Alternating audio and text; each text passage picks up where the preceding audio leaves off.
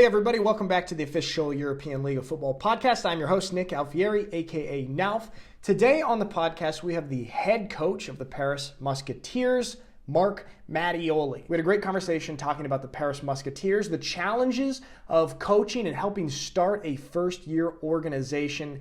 Talked about playing in the ELF, his previous coaching experience in the States, and the culture and potential of this organization. Had a great conversation. Hope you guys enjoy it. Without further ado, Coach Marc Mattioli. Everybody, welcome back to the official European League of Football podcast. We have got the head coach of the Paris Musketeers here, Coach Marc Mattioli. Thanks for coming on the show, Coach. Yeah, man. Thanks for having me. Yeah, absolutely. So, for those who are not privileged to know you, can you give a little bit of your football coaching background? You've got some Division I coaching experience in the States, coached a little bit here in Europe before. Can you give us the kind of run through of your coaching life? Yeah, so when I got done playing in college, I played at Rhodes College. I was a D3 guy in Memphis, Tennessee. And then I started my coaching career at a D3 school in Georgia called LaGrange College. Was the D-line coach and graduate assistant there. And then in 2012, I went out to Stanford as a graduate assistant and started working in the secondary with David Shaw as the head coach, Derek Mason as the defensive coordinator, and some great coaches to learn from and work for there. And then I went to Vanderbilt in 2015. Coach Mason became the head coach there, and I went with him. In 2015, I was the safeties coach, and then in 2016 became the secondary coach, and was that for the rest of my time at Vandy until 2020. And then left Vanderbilt at the end of 2020 and came to Italy, where I was the head coach of the Parma Panthers in the IFL, which was great. Had a great experience there and was there for 2 years. And then I came to Paris this year in the end of last year, the end of 2022. So I've been here in Paris since last, I think, November. Yeah, man. So that's how I got here. Very experienced coach. Yeah, I'm wondering how does it feel actually having come from those kind of big time D1 programs, Stanford, Vanderbilt, then coming out here to Europe? Did you ever think when you were first coming out like this was going to be a 1-year thing and then you go back to college football, or were you expecting to be out here for a longer period of time? I didn't. I expected to be here for about 4 months, like you said. I was just ready for kind of a change of pace, something different, wanted to experience, life and football in a different way than what I had been doing previously. And, so got hooked up with the Parma job, like I said, I really didn't. I thought I was just going to do it for that one season, which was the spring and summer of 2021, and then go back to the States. But I just enjoyed it so much. I really, loved coaching the guys over there, being in Europe, getting to travel, see some different things, having kind of a different, like I said, a different life and different experiences than what I was doing back home. Just really enjoyed it. So, it's been one of those deals. I haven't really put a timetable on it, as far as how long I'll be in Europe, all those things. But yeah, it just seemed to just keep coming back just because it's so much fun. Yeah, man, I know the feeling. Somehow you get trapped out here in Europe. Same things happened to me. I thought it'd be 1 year, and then here we are, year 8, whatever.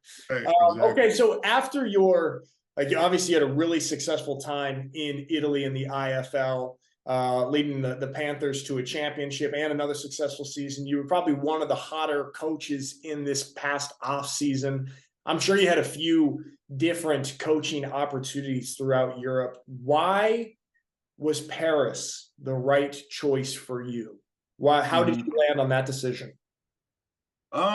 So I think the biggest thing, there were 2 main reasons.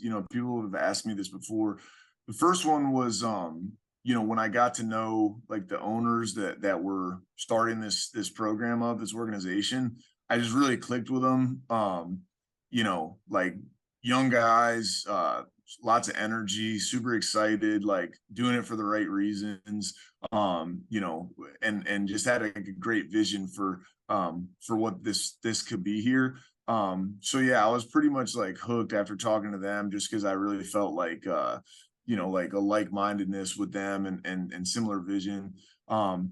And also like the fact that it was in Paris, it's like we just kind of talked about, being in Europe, you know, by choice. I want to be in a place that sounds appealing to me.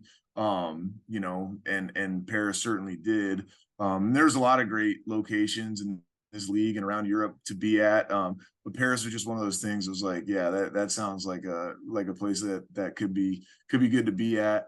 So I would say those were like the main two. And then another big factor, maybe the biggest factor, was just like being in Europe for a couple of years, and kind of getting a feel for the landscape of like European football and where some of the players came from. I knew there were some good players in France.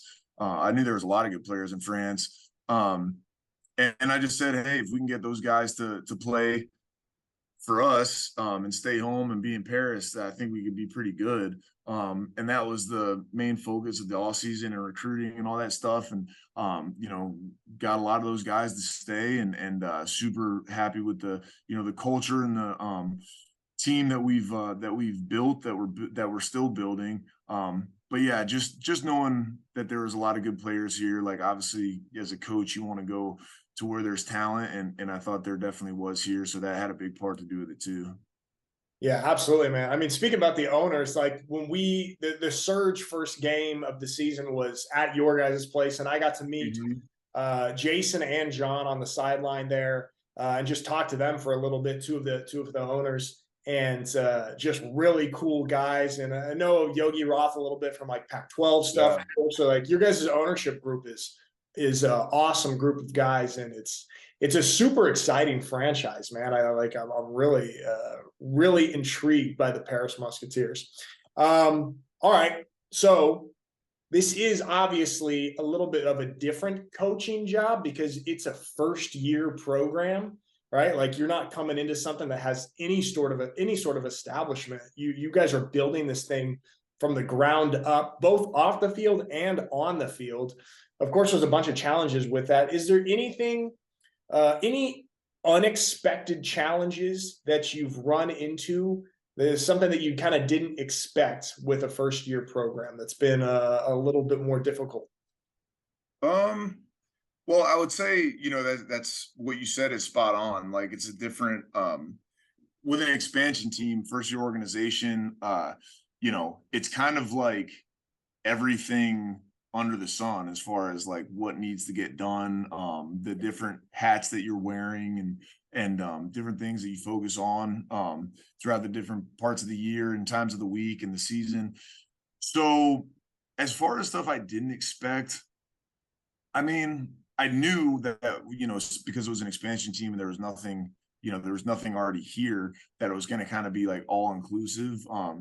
I mean, everything from recruiting to building a coaching staff to, like all the little things, like doing, not little things, but like things that you don't really think about sometimes, like, buying equipment, buying field equipment, making sure we have enough mouthpieces and socks, for practice. And then, everything, team travel is always, everything we've done since the time that I signed on to be here has been the very first time that we've done it. Even now, it's not necessarily our first game, but it's our first first season, coming off of our first bye last week, stuff like that. And so a couple weeks ago, first time on a plane trip with the team, like all these things. And so yeah, like everything is a first, and I think our goal is to just do everything as best as we can, and like have a standard for what we want to do, and just kind of attack everything with that mindset. As far as like, to answer your question, like things that have not necessarily unexpected, but like the things that have really been a process is like, getting the like the cohesiveness of a team. I mean, this is a team sport. It's the ultimate team sport, and it's certainly not a bunch of just individuals. And I think that's been like the biggest thing I would say the biggest challenge in a good way is getting that cohesiveness to happen and building culture and all those things. Because when you're putting a team together from everybody from the outside, coaches and players, there is no culture. You have to build that. You have to build that as time goes on. And a lot of times you need some adversity for that to happen, and for the right people to step up, and leadership to show itself, and all those things. And so there's certainly no fast forward button on that process. But I would say that's the thing that has been the biggest process, but also has been the most gratifying and most rewarding, like to see now, to see our guys compete, to see that culture, to see the standards, how our practices have improved immensely, how we respond to adversity in games.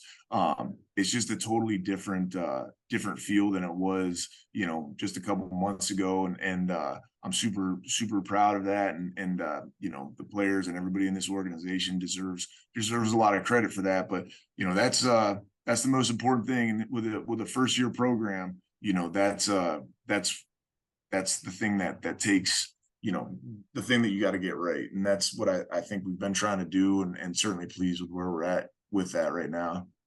Yeah, absolutely, man. I mean, you look at kind of the story of your guys' season. You won your first game, which actually I believe you guys were the only first-year team this year to win their season opener, which is actually pretty big feat right there.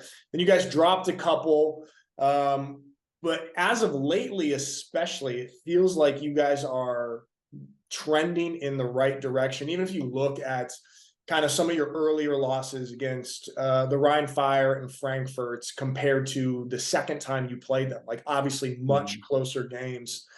I mean, I say you look at your guys' record right now, and I think I said this on a previous podcast. I think you guys are at 4-6 right now, right? Like you guys, if you look at your scores, you guys are the one team that could easily be 8-2. You basically had like 2 games only that were not within reach. And so I'm just wondering kind of what is in your words, the story of your guys' season? Well, I think it goes back to what I was kind of saying a minute ago, of just culture, and belief, buy-in, competitive spirit, like all those things are what you need to win close games. And I'm not saying that we didn't have culture early, but what I am saying is, like, you need to, like, a big part of culture is like learning how to win. That's the thing about sports, about football. I mean, I think about life in general, is it's certainly not just about talent. It's about behavior and execution of tasks that, result in wins and losses, and I think that in a lot of those close losses, and certainly in the losses that weren't close, I think that we didn't do what we needed to do to play winning football. Sometimes maybe it was 1 or 2 plays, sometimes it was a lot of plays. And I think even in the games that we won early on, I don't necessarily think that we played great, and we're certainly not a finished product yet. I don't know that we ever will be. I think you're just always constantly striving to be at your best and reach your potential. But I think the biggest thing is that culture of, hey, how do we respond when something bad happens? How do we respond when something good happens? Can we stay focused throughout the entirety of a game, throughout the entirety of a long drive?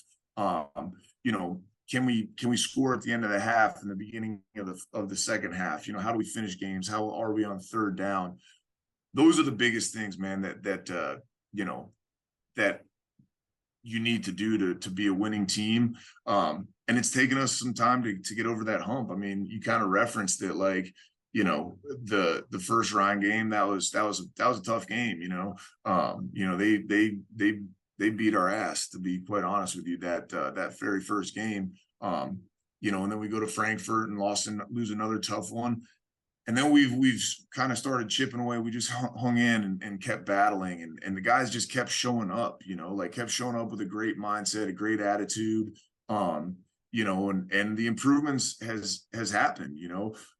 Certainly we wish we would have won some of those games earlier in the year to still be in playoff contention. I certainly think we're a different team now than we were back then, but when you look at kind of the trend of our season and what we've done as a team, the improvement's been there each week. You know, the toughest one, I don't want to say the toughest one, but yeah, I'll say the toughest one was that second Frankfurt game where, you know, we're down 13-0. You know, that's a great example. We're down 13-0 to a team that I think was like 7-1 at the time, that had beat us pretty handily the time before. You know, we battle back and we get up on them. You know, we're in the second half, and then we put a game-winning drive together at the end of the game, go for 2 to go up by 1 point. And then they put a crazy sequence of events together that last, I think they got the ball back with 50 seconds and then end up kicking a 51-yard field goal to beat us at the very end of the game, which credit to them, you know, hats off for sure to them. They did what they had to do to win. And that was one of those ones that, you know, I just told the guys, like, look, fellas, you know, I know right now it kind of feels like we're never going to get over this hump, but we will, you know, we will. We just got to keep doing what we've been doing and keep building and growing. And we've gotten some better results the last 2 weeks. So I do think it's a process. I don't think there's a fast forward button, but these guys have stayed together.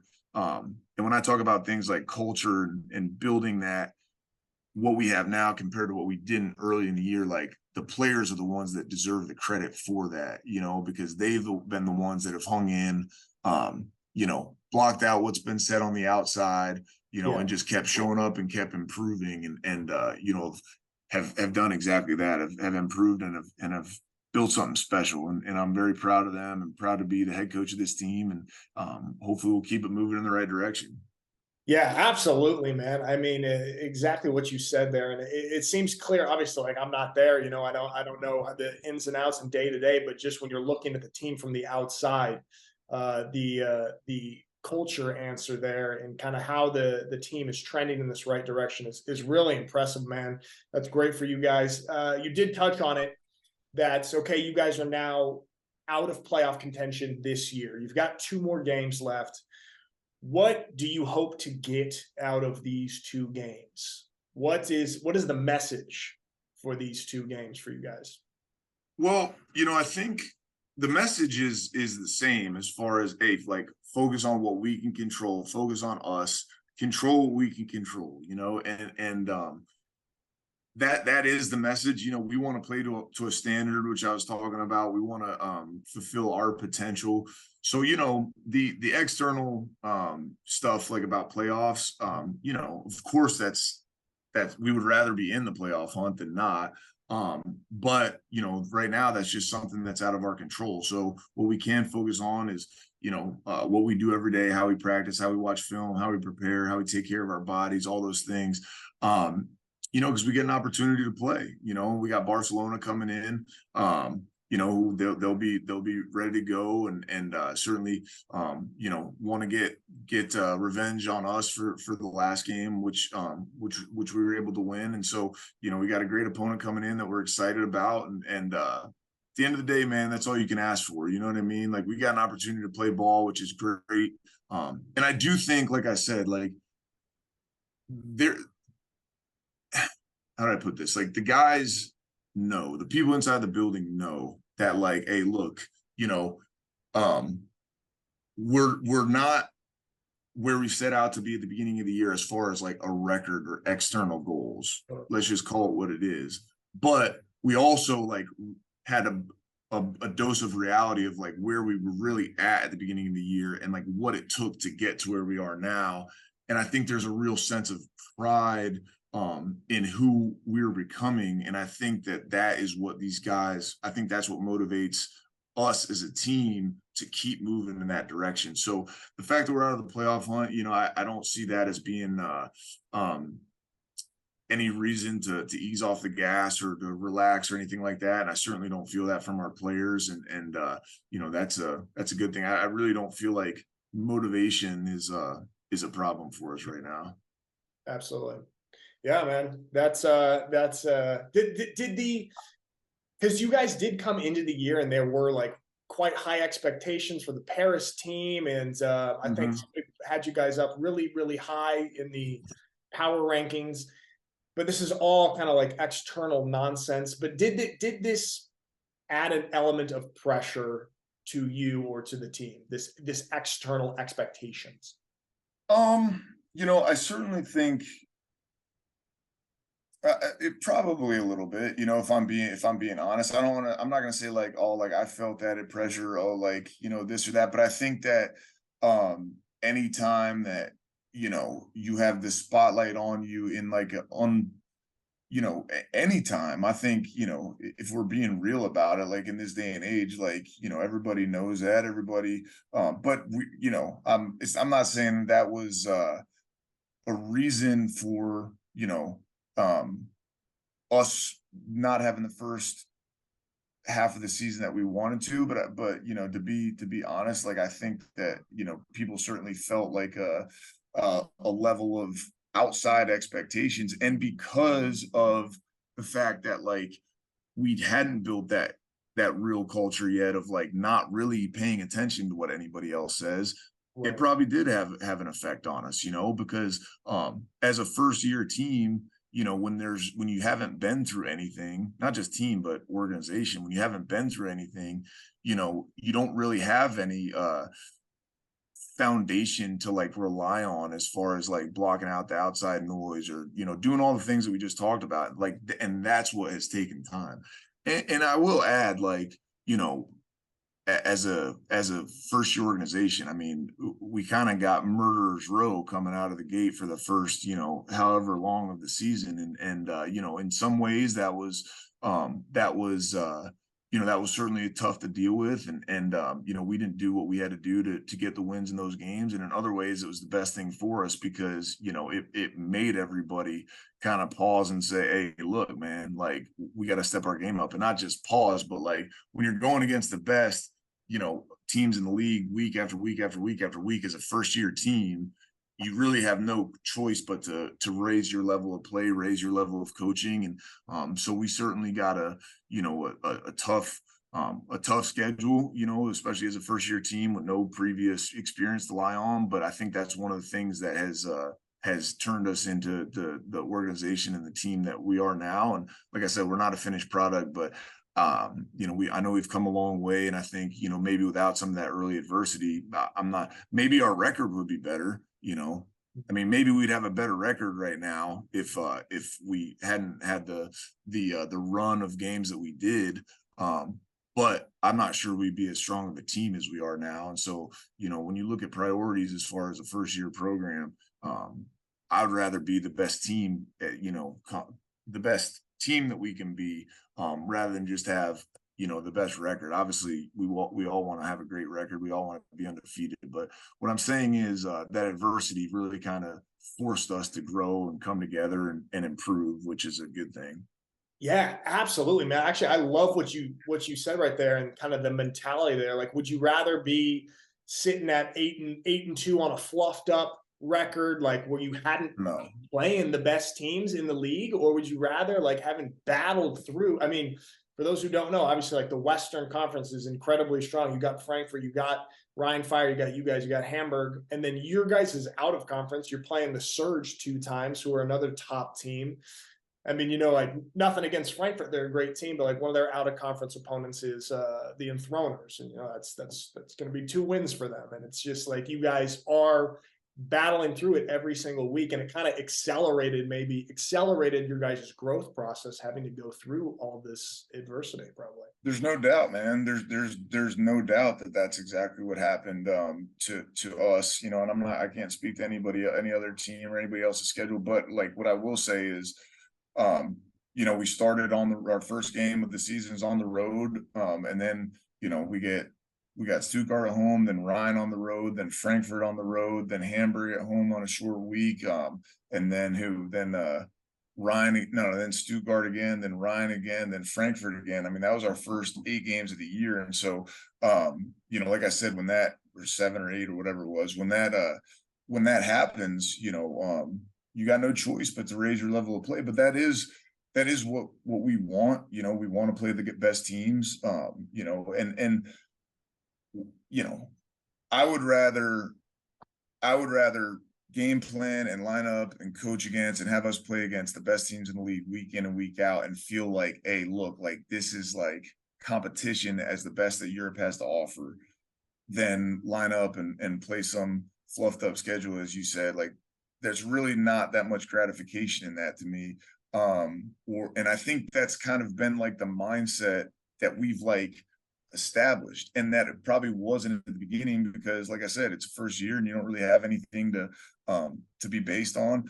But at some point it kind of clicks for you and for the team and for the guys in the locker room, that's we're like, you know what, we don't care. We don't care who we're playing. We don't care what their record is. Like, bring them on and like, let's go, because we had no other choice, and so and the improvement happened, week after week in there. And it took us a while to get over the hump, to get to turn some of those close games into wins. But that's, looking back, there's no changing what happened, but that's kind of my perspective on it. And like I said, I'm proud of who we've become. Absolutely, man. Yeah, I mean, I think this franchise is something really to be admired on and off the field. I love the brand of the franchise, like from top to bottom. I mean, to have a really strong American football team in Paris, you guys got great social media. You've got great product on the field that's continuing to improve each week and really become a contender level. Really excited about this franchise and this team in the future. I got a couple more questions for you. Who's a guy on your team, on the Paris Musketeers, that does not get enough credit, in your opinion? I think there's a lot of them. I think that I think that the coverage of like the football around the ELF is very like highlight based, and kind of a lot of times very like import based, which is fine. It is what it is, and I'm not saying anything bad about that. But I think there's a lot of guys that fly under the radar that do a great job. I mean, to name a few, let me start with the defensive guys. I mean, Kenny Flores is a safety for us, French guy that's had a great year. Digon Gomez-Kachanga is a linebacker that's had a great year. Waji Saeed has come a really long way at corner. On the offensive side, I mean, those are just to name a few. I mean, offensive side, I mean, our O-line is really taking strides. That's one, that's another thing that we've been through, is to kind of go on a side note, just to, as we're talking about it, we've had 4, I think, import or like kind of highly recruited, O linemen at the beginning of the season that aren't with us anymore. And that's been a kind of a revolving door. And for the last several weeks, about month, we've kind of solidified that lineup, and those guys have taken major strides. And Coach Mac McCord, that coaches those guys, have done an awesome job. Nabil Mizugi is an offensive lineman that's really stepped up, that probably nobody knows who he is. Max Gay is a young kid that's really taken major strides on the offensive line. Running backs, Jason Aguiman, Jason Bafunda, I think those guys have done a great, like everybody knows, Zach, Kyle. Yeah. We got a young kid. I don't know if you've seen Hugo Tekadam. He started as our backup quarterback in the beginning of the season. Now he's he's playing receiver for us, and he's been lighting it up. So we got a lot of guys, man, that are young guys that a lot of people don't know about, and they've done a great job. And certainly we're going to try to keep them here moving into the future, because I think as people watch the progress of this team, over the course of the season, there's going to be a lot of our guys that other people want to play on their team. And I think, that we got to keep this team together. And I think that the strength of our culture and kind of what we've been doing and who we've become, I think will help us in that. But certainly we got a lot of talented players. A lot of them are young guys that I'm proud of to see their development, and looking forward to building, with them moving forward. Awesome, man. Yeah, I love that. I love being able to just give a little highlighting of some guys that don't get so much credit, because like you said, of course, just naturally it's a lot of highlight base, import base, and it's great to get some of these other guys, get their names out there, because there's just so many guys playing in this league across Europe, especially homegrown guys, national guys that just don't get so much credit. So I love that.